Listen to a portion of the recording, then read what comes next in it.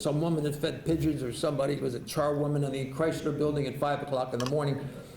Those odd characters in the shadows of the towering city of New York. I love those characters.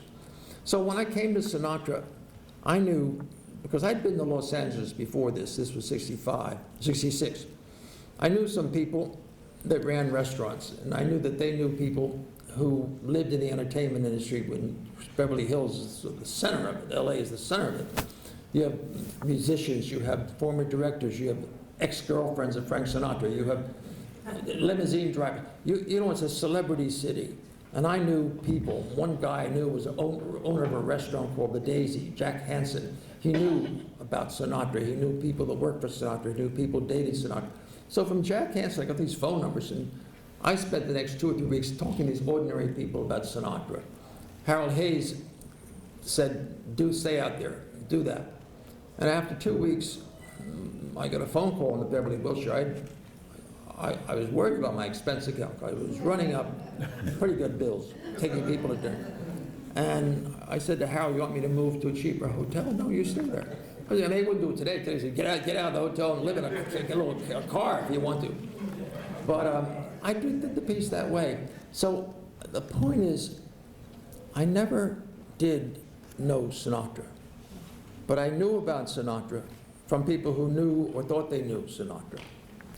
And sometimes unless you're lucky as Pete was and have a personal relationship, as I had with Peter O'Toole.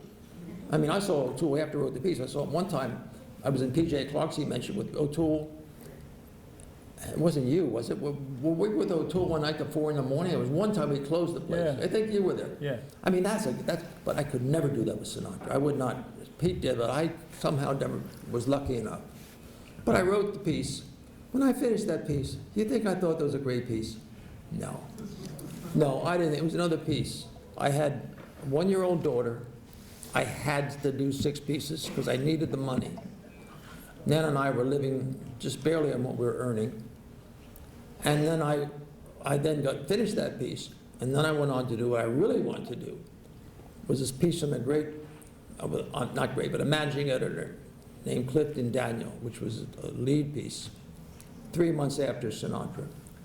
And that made me want to write about the newspaper, and I never wrote for Esquire after that 1 year.